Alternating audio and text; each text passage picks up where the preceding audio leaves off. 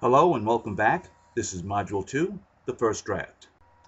Fiction and nonfiction writers should approach the creation of their novel in a manner that best suits their talents. For the nonfiction writer, now is the time to gather information. Once done, create sections and timelines in which that data will be revealed to your readers. For example, if you're writing a book on playing guitar, your first chapter would likely be about stringing and tuning the instrument. The second chapter, simple strumming techniques. The third, basic chords, and so on. If writing a history novel about George Washington, you would first compile your data, then write the story revealing your specific view of the man from his birth to his death. Writing fiction, however, is different. First, you must find out if you have a story. And the only way to find out if you have a story is to write one. I moderate a writers group. One problem I consistently see in novice fiction writers is that they entangle themselves in the process of writing. Before they actually begin writing their stories, they create extensive outlines, write full biographies of their characters, investigate the weather patterns of the places they're going to write about, create psychological profiles, etc., etc. The only thing they don't do is write. My point? Fiction writers write. If you're formulating a complex novel, some preparation and research will be necessary, but only enough to get you started. Then you write, and you write every day until you finish the first draft. Every day. You don't stop to edit or focus on getting the exact right word or look up proper spelling or check to see what the capital of Jamaica is. You just write. And if you can't think of what to write, then that is the time to write about your characters. Write about their morning routine. What are they wearing? What do they eat for breakfast? Do they need to bring the car to the shop for service? This is the opportunity to let us, the reader, get to know your characters better.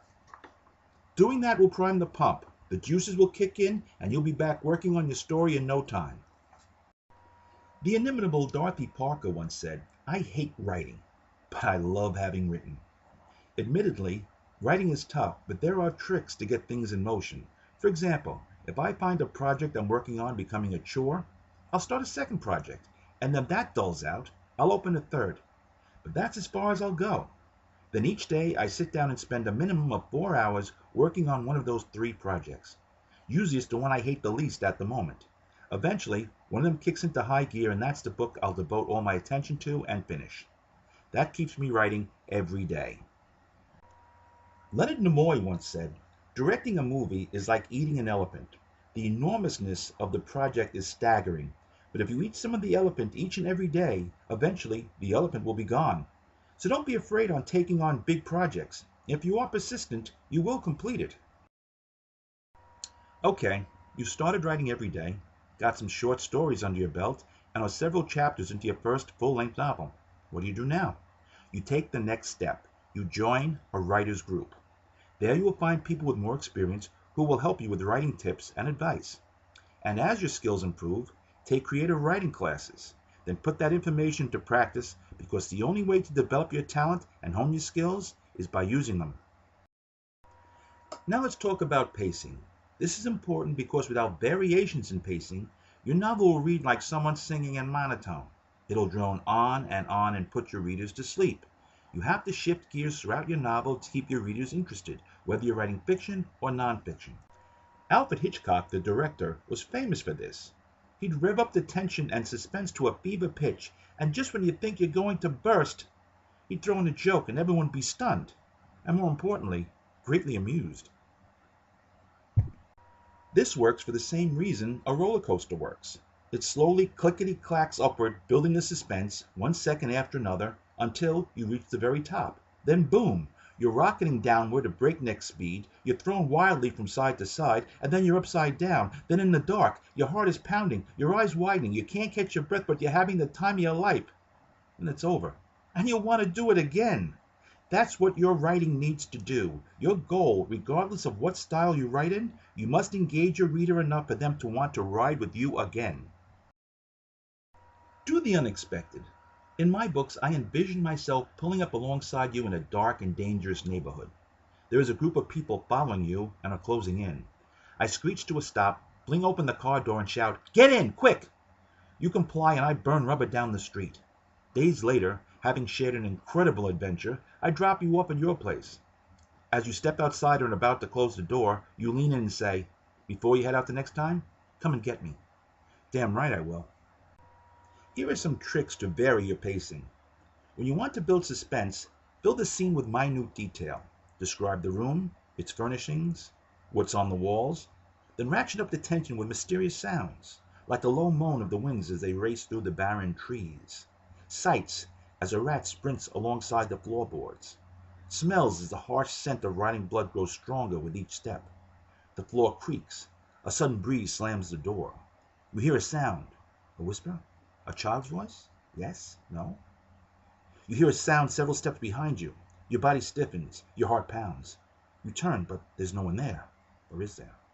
The heavy maroon curtain moves ever so slightly. After several deep breaths, you steel your nerves and cautiously approach. You reach out your hand. It's shaking. Your breath is in short gasps. You grip the curtain and yank it open. A dark figure leaps towards you. You jerk backward with hands raised and shriek in panic as the cat scurries past and trots down the hall. Typical Hitchcock. Action scenes are the exact opposite of suspense scenes and should be cut to the bare essentials because the reader needs to follow at the same pace as the action unfurls. Here's an example. 4 gunshots rang out. Splinters flew and bullets ricocheted as Jake ran towards the horse stalls. A bullet grazed his shoulder as he bolted headfirst over the gate. 2 more ripped into the wooden post behind him. Banshee, frightened by the thunderous gunfire, had reared up in panic. As Jake tumbled across the stall's hay-covered floor, his eyes widened when he saw the mighty horse's hooves racing toward him. He jerked to his side as they slammed down just inches away. He grabbed Banshee's leg as the horse reared a second time. Now on his feet, Jake pulled his gun. A flash of light.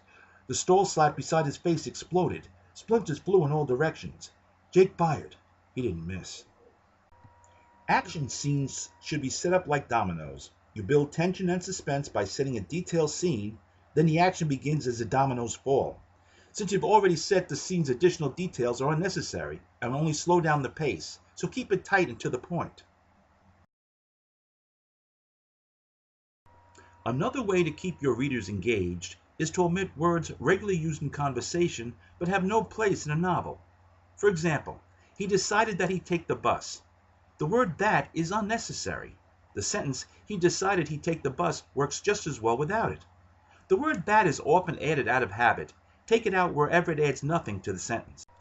The words "up" and "down" should be checked as well and only used when indicating direction. For example, he sat down on the couch. In that sentence, the word "down" is unnecessary. He sat on the couch is better. Another example. He had been feeling lonely without her. Replace "had been feeling" with "was." He was lonely without her. Perhaps the most unnecessary is the begin-began combo. Take the sentence, he began thinking about the time they went sailing. Replace began thinking about with thought, as in, he thought about the time they went sailing. Omitting unnecessary words doesn't take from or change your writer's voice. Instead, it keeps you and your readers from slogging through meaningless words and phrases that add nothing and in most cases slow the pacing. Here are additional examples. He wanted to start up a conversation with her. The word "up" is unnecessary. He wanted to start a conversation with her. Our goal here is to win the game. The word "here" is unnecessary. Our goal is to win the game. Bob's taken over control of the meeting. The word "over" again is unnecessary. Bob's taking control of the meeting. You're going to want the extended warranty is technically correct, but you'll want the extended warranty reads better. There are always exceptions to the rule, but I stand by my position. If a word or phrase adds nothing to the sentence, remove it. Now let's talk about your strengths. Once you're writing regularly, you'll notice you do some things better than others. I do action-adventure well. I struggle with romance scenes. A woman in my writers group has a remarkable ability to describe places in such poetic detail you feel you're right there with her. Some are wildly exotic, some as common as a factory in a warehouse district. Her stories aren't all that exciting, but I don't read them for the stories. I read them for the places she takes me. At the end of each one, I say to her, "Before you head out the next time, come and get me." She always does. Once you realize what your strengths are, work on them. Push that talent as far as it will go because that is the engine that will drive your car. A top-notch baseball pitcher doesn't work on hitting home runs. He works on perfecting his pitching, just as the long ball hitter focuses on his hitting. Don't waste time trying to build up your weaknesses. Learn the skills necessary to do it when you have to, then get right back to your bread and butter. Find out what you do well, and do it until you become the best. Now let's discuss the jump cut. The jump cut is when you insert a noticeable space between two paragraphs. If, in your story, there is a dull part that is not essential, do a jump cut to the part where the story becomes interesting again. Here's an example. Bob jumped out of bed 6 times that night. Just as he was about to drift off to sleep, excruciating pain would explode from the inside of his broken tooth, and he would shoot out of bed holding the side of his face as if it were on fire. Come morning, he made an emergency appointment with his dentist, Dr. Sugarman, who agreed to see him right away.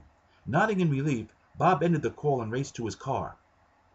So Bob got into his car, started the engine, pulled out of the driveway, and backed into the street. After turning the wheel in the proper direction, he pressed the accelerator, and his BMW took off. When he arrived at the corner, he waited for the light to change, then made a turn on Sullivan Street, which led to Dr. Sugarman's office a half-mile away. Have you fallen asleep yet? Who cares about Bob's drive to the dentist's office? It has nothing to do with the story, and it certainly doesn't entertain the reader, so why is it there? The point is, it shouldn't be. After the part where Dr. Sugarman agrees to see Bob right away, you should insert a space between the paragraphs. At the beginning of the next paragraph, you write something like, 15 minutes later, Bob rushed into Dr. Sugarman's reception area holding the side of his face. If you want to change scenes but don't want to start a new chapter, insert a jump cut and place an asterisk, or squiggly line, in the center between the 2 paragraphs. For example, when Jake went to check on the man he had shot, he discovered the body was gone. Space, asterisk, it's another space, then Helen rose from bed, staggered into the kitchen, and reached for the tea kettle. By doing this, you have switched scenes and kept the action parallel. So when Helen's story is caught up, you do another jump cut to pick up where you left off with Jake. I'll see you in the next module.